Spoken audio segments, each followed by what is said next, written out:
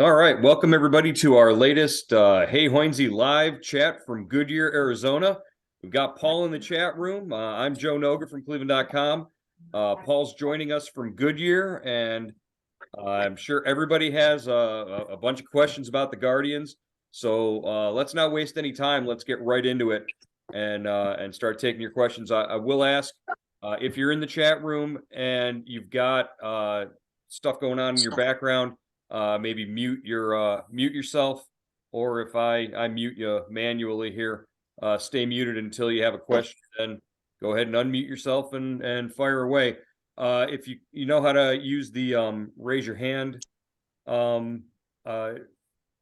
function in there to do so, we'll go with that. But if you don't, we'll just start off. Anybody got a question for Paul as we're in Arizona? Don't be shy. Tom, you were the first one in. Tom from Apple Valley, you were the first one in the room. So if you've got anything for us, fire away. Can you hear me? Yeah. Yeah. Okay, great. What are your first impressions, Paul, getting out there and getting settled? I know it's early and probably everybody's pretty jovial, like you said on the podcast, but any news to report this early? Yeah, nothing big. A few aches and pains. Aniel De Los Santos is coming back from pulled hamstring. He was supposed to throw a bullpen session today. It was cold today. It's windy today and bad weather in Arizona. So they really hitting the cages, and kind of was a short day. Tomorrow is photo day, so that's an early day where all the photographers from around the state come in and get the team pictures and the mug shots and everything. So that'll occupy most of the day, and they'll go out and practice later in the afternoon, and Saturday the Cactus League game starts with the season starts with Cal Quantrill facing the Reds. I know photo day is always a fun day. Like every year they have like different themes.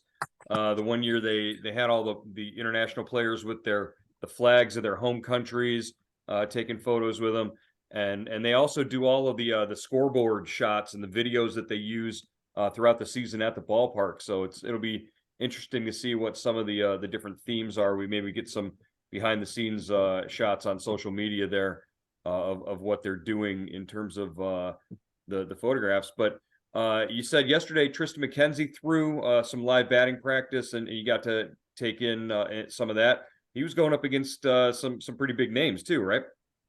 Yeah, Tristan struck out Jose Ramirez, faced Ahmad Rosario, faced Josh Bell. The pitchers are always kind of ahead of the hitters right now, and it certainly looked like that. The one guy that was impressive was James Karinchak. He threw after McKenzie, and they had the pitch clock on. They have 2 pitch clocks on either dugout on the practice fields, on every practice field. So they're getting used to that, and we didn't see too much of Karinchak tossing the ball around or going to the rosin bag. He has 15 seconds to throw the pitch. So, he was very efficient, very fluid, and I think he'll be all right. Like, there was some concern with me, at least, and Joe, that just how he'd handle the pitch clock, because he tends to take a long time between pitches, but he looked like he was ready to go yesterday. I'm seeing some familiar faces from past and previous chats as we're in the room here. I recognize Bill. I recognize Gary and Greg. Guys, great to have you as repeat customers here in the chat. Anybody else? If you can use the hands up function, if you've got a question. If not, just maybe raise your hand in the room and I'll go to you. And anybody else got a question for Paul? Greg, go ahead, fire away. Just an outside question, Paul. Are you going to be around for the spring training opener? Because I'm going to be there and love to just say hi. Yeah, I'm going to be here for the opener. I'm going back Monday, returning to Cleveland Monday, and then coming back for the last week of camp. But I'll see a couple games. So yeah, definitely. Let's hook up. Yeah, with that gap in between when the majority of the games are taking place, we can still follow the games as they're being played. Hammy and Rosie will be out there broadcasting, and a few of the games will be on TV. So we'll get a good idea from that. But Paul will be back when it starts to be important, when they're making those final roster decisions, and they're playing their exhibition games in Phoenix before heading to Seattle. So we'll have plenty of stuff there, plenty of game coverage as well. Who's next? Bill, fire away. I wondered if there's anything new on the issues with the broadcast being available on TV with the Valley bankruptcy, et cetera. And also any change in the radio and TV broadcaster lineups this year, same commentators, I hope, as in past years. Yeah, I think with the Bally Sports, they Bally Sports and the Diamond Sports Group that owns Bally Sports, they failed to pay that. They owed an interest payment on February 15th. Now they have a 30-day grace period, which runs probably till around the middle of March. And I think after that, we'll know a lot more about, are they going to be able to continue to carry the games, Bally Sports, or will MLB move in and the rights return to the ball clubs and to the league? And I think the second part of your question was the broadcast teams, will they stay the same? Yeah, well, I think from what I understand, Rick Manning, Matt Underwood, and Andre are paid by Bally Sports. So, I don't know if that puts that if there's any question about that, but I would think right now that, they're out here, Andre is out here. So, they're doing work out here. They've released the schedules, the broadcasting schedules for the regular season and spring training. So they're going ahead as business as usual. So one way or the other, if those guys, if the games are carried, and I think they will be, I would imagine, it's going to be the, business as usual, like Manning and Underwood and Andre will do the games. Yeah, I think you're not going to have a totally new crew of announcers or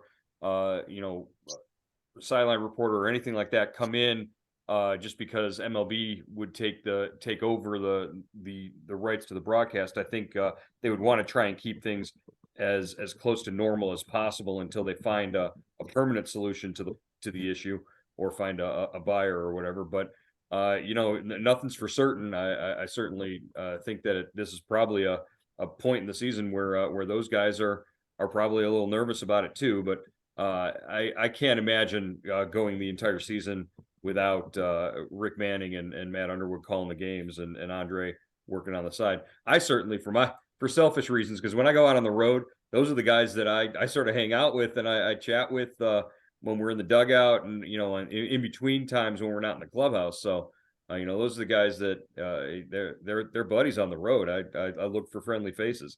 Certainly. How about the radio? I think the radio guys are paid by the team, so that won't be affected. Underwood, Hamilton and Rosie they're paid by the ball club, so so that would not, they would stay the same. Yeah, they're employees of the club, and it says that in the media guide. So, who's got another question for Paul? Okay, seeing none. Tom, go ahead, fire away. Paul, do you think that I know he took a big step last year. Do you think there's another step for Tristan McKenzie to take this year? Yeah, I do. I think we saw him from one year to the other, from 2021 to 2022, really control the strike zone, cut down on his walks.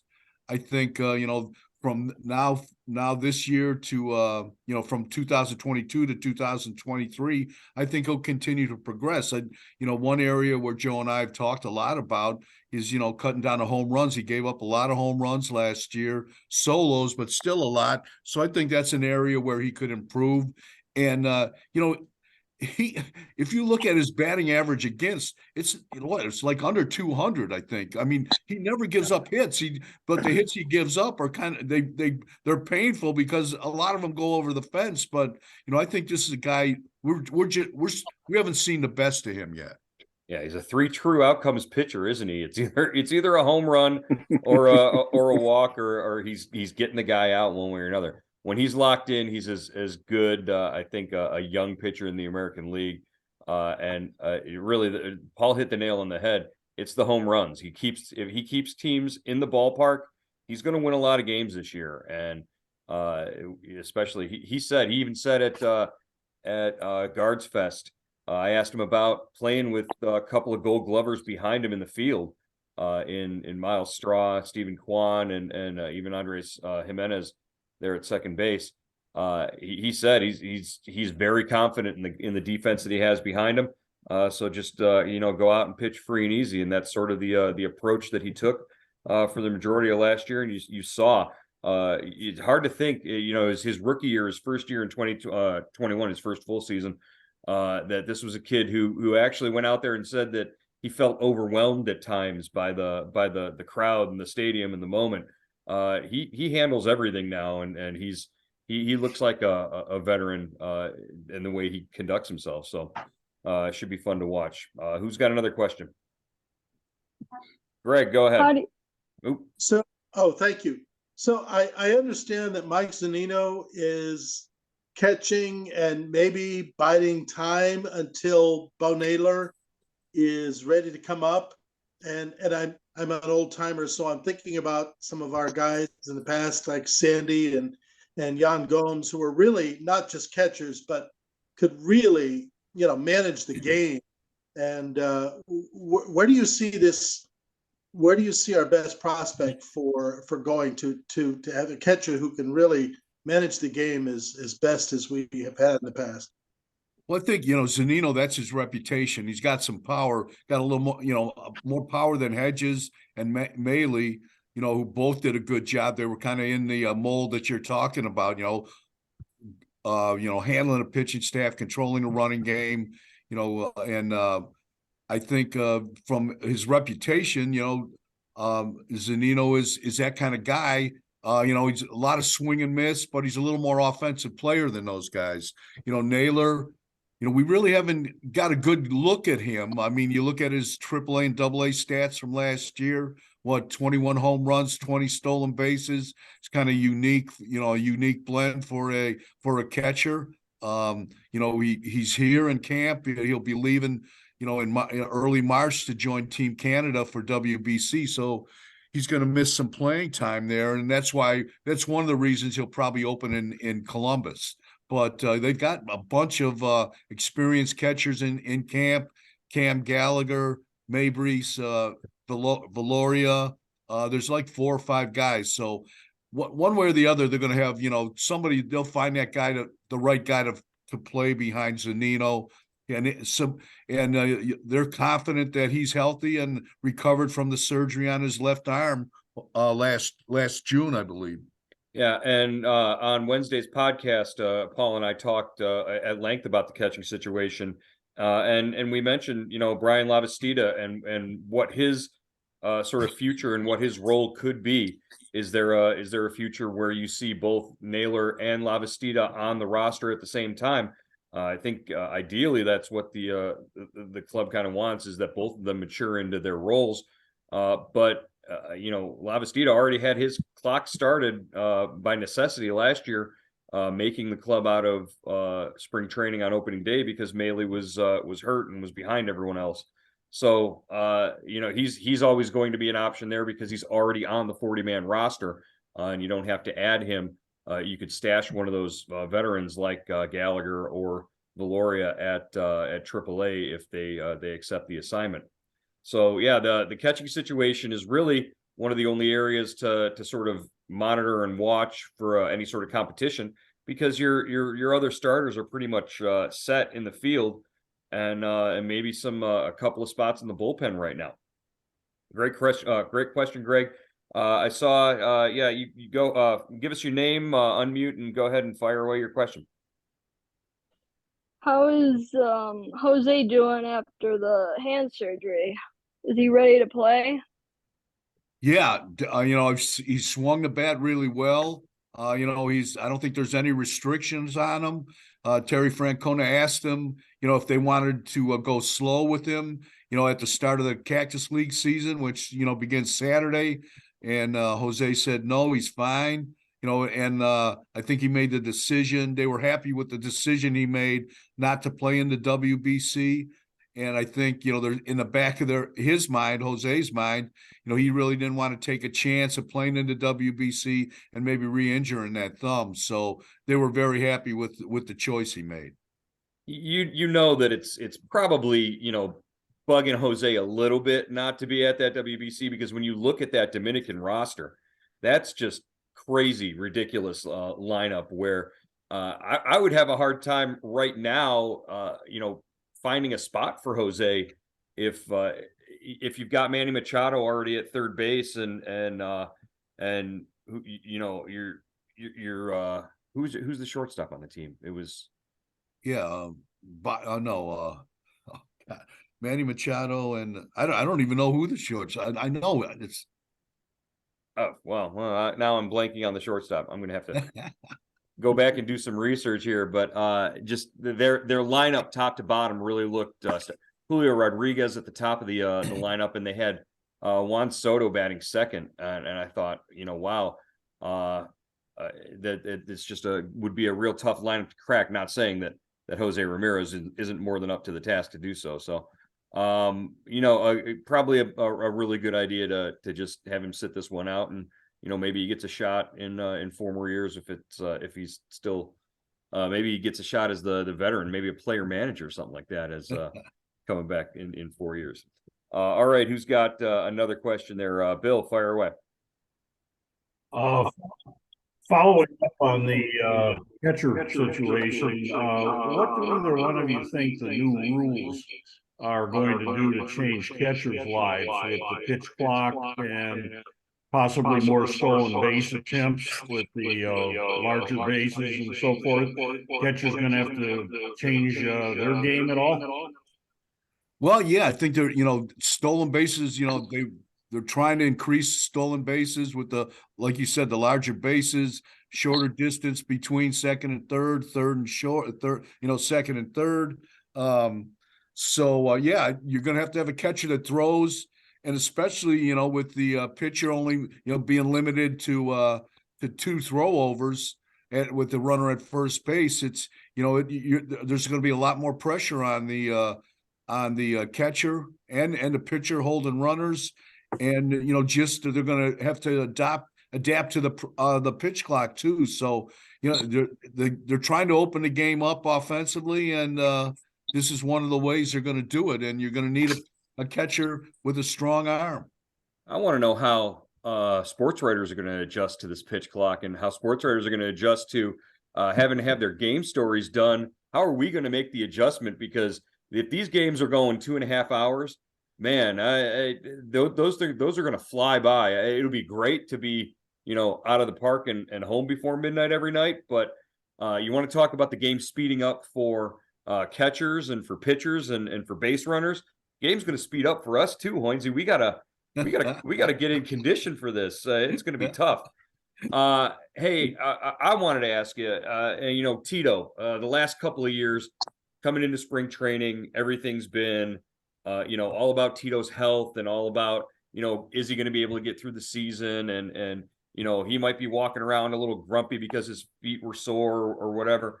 What's your impression of Tito and where he's at and how he's feeling and his approach to this season? We know that last year, this young ball club that made a playoff run sort of rejuvenated him and revitalized him. But, it seems like he's back to being the old Tito, because after the last 48 hours, he's had a wild ride. Yeah, as long as he stays away from frozen pasta, I think he'll be okay. And his dentist bills won't go up. I don't know, but yeah, Joe, he looks, he looks relaxed. He looks happy. I think, like you said, managing last year from wire to wire, being in the dugout the whole time, really kind of rejuvenated him, and especially the success of the team. And I think, he's 64 now. He's basically can manage as long as he wants. I think he's been given the keys to the car here.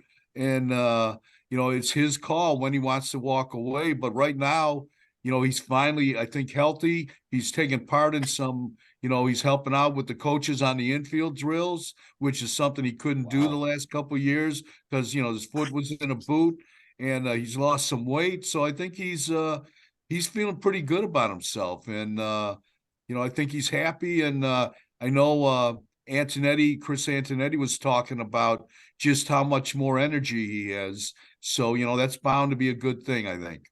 Yeah, I've got serious questions about, Tito's Italian heritage. If he can't cook pasta the right way in order to not break his own teeth. This is a guy who sold his own pasta sauce with his dad, Francona and Sons pasta sauce. I had a jar of it. It breaks my heart to hear that it was frozen pasta that did his tooth in. But hey, if losing a tooth is the worst thing that we can say for Tito this year, I think he'll be in a really good place. Who else? I see a new more people joining the chat room here. Welcome to Jeff and to Cindy, who just jumped in. Anybody else got a question? Want to raise their hand and fire away a question? Seeing none, I'll move on to another question I got for Paul. Bullpen. We know that you talked about Karinchak there for a second. We know that Emmanuel Clase was another guy that was surprised not being on a World Baseball Classic roster. But what do you see ahead for the bullpen this season? A lot of these young guys, like your Trevor Steffens and your Sam Henches, have a year under their belt, have things maybe a little bit figured out. Could this be one of the better bullpens in the American League this year? Yeah, I think, you can never tell with a bullpen from year to year, Joe. I mean, guys, the guys that pitch well in the bullpen get used a lot. Clase threw made over 70 appearances last year. So, that sometimes that has a, kind of carryover effect. But I still, these guys are young enough that I think this is going to be another strong bullpen. You've got to like the back end with Clase, Steffen, and Steffen and Hedges and Karinchak. Those are four guys that really all throw hard. You got a lefty in there with Henkes and and another guy that we've been keeping up with, Nick Sandlin, who got hurt during the playoffs last year. He's back. He's healthy. And they might kind of nurse him along a little bit, but he should be ready. If not, if he's not on the opening day roster, he should be up early. De Los Santos, if he gets past this hamstring injury, had a really good year for him too. And they've got a bunch of young guys in camp. Tim Herron, who had over 100 strikeouts last year in the minors, is a guy to watch. I think they're going to be solid in the pen again, Joe. And one thing, Clase came to a camp with blue and gold hair, braids. So if the 42 saves he had last year didn't stand out enough, now he's you can't miss the guy. Hey man, if he's going to get on that mound 71 times this year and throw 110 miles an hour, he can braid his hair pink and purple for all I care. Show up and do what you did last year, and they'll be in good shape.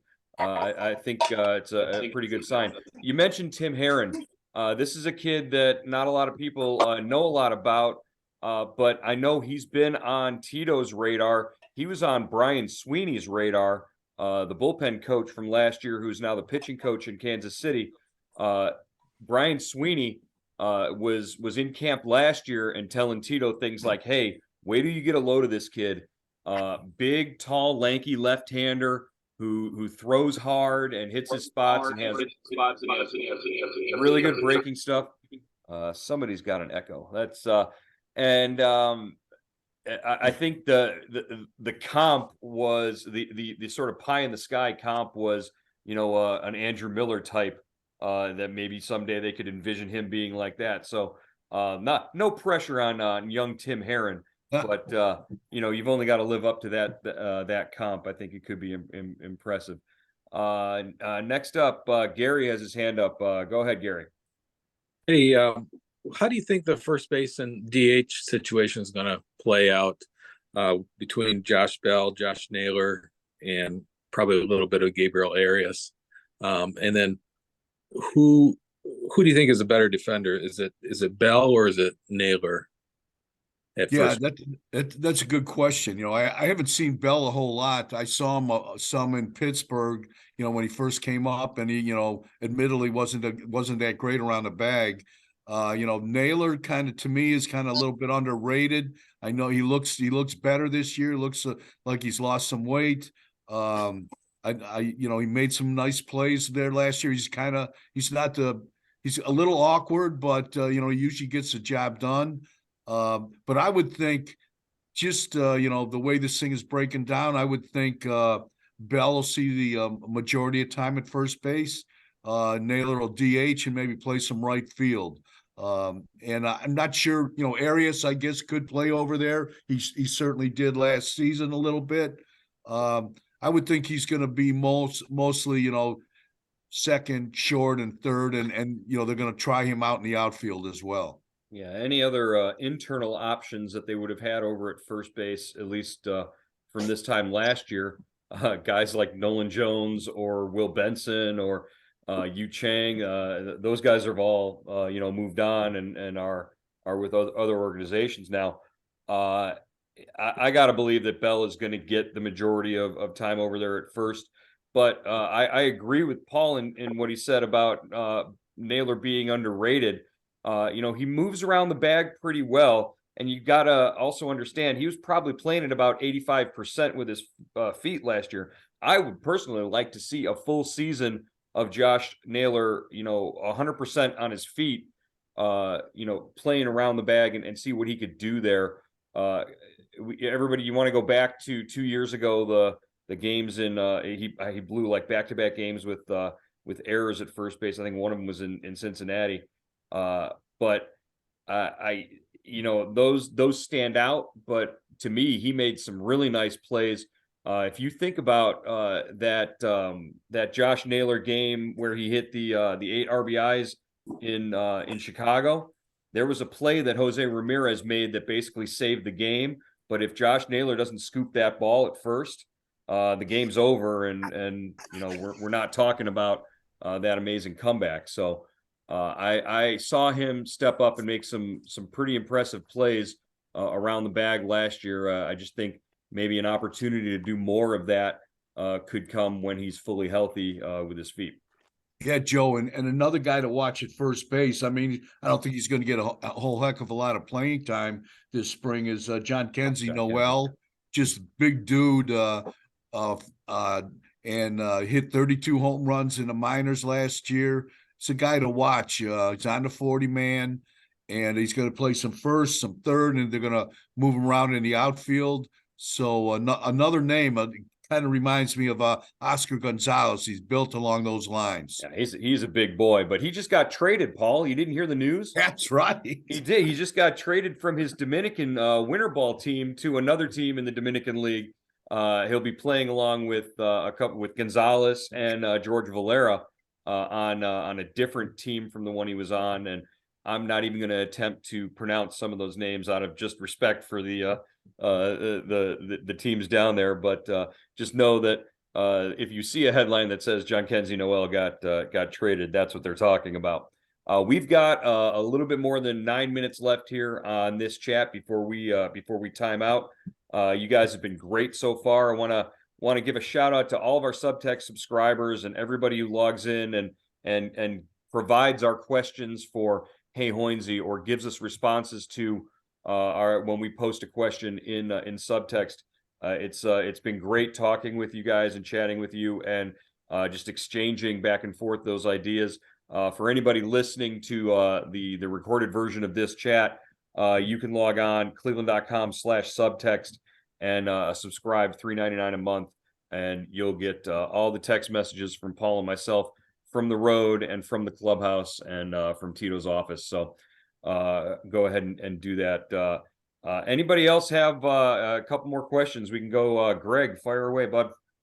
Well, I hope that Terry Francona sticks around as long as, until he chokes on frozen pasta. But I know that Sandy Alomar is there. He feels to me like the heir apparent, and I wonder. I get the sense that he doesn't want to go anywhere else, that he doesn't interview. But is he truly the heir apparent? What do you think, if and when the future is after Terry, Sandy, or what? Yeah, geez, oh man, Greg, that's a great question. I would like to think that Sandy would get the shot. And I think if Sandy had a chance to manage anywhere, he'd want to manage in Cleveland.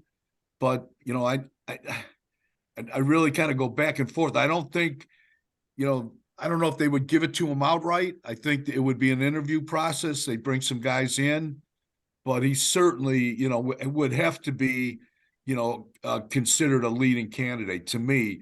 Now, the question is, to me, does he want to manage? I think Sandy has been through the mill. He's been through the interview process with a bunch of teams. He was I think the fact, some teams used him as a minority candidate, just to say they talked to a minority. And I think that may have turned him off a little bit.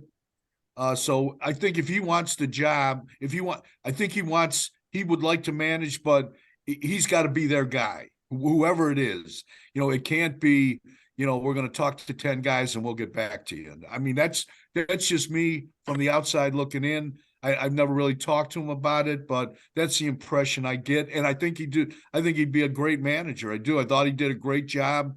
In 2020 during the pandemic season, I thought he really, brought that team home, got him in the postseason.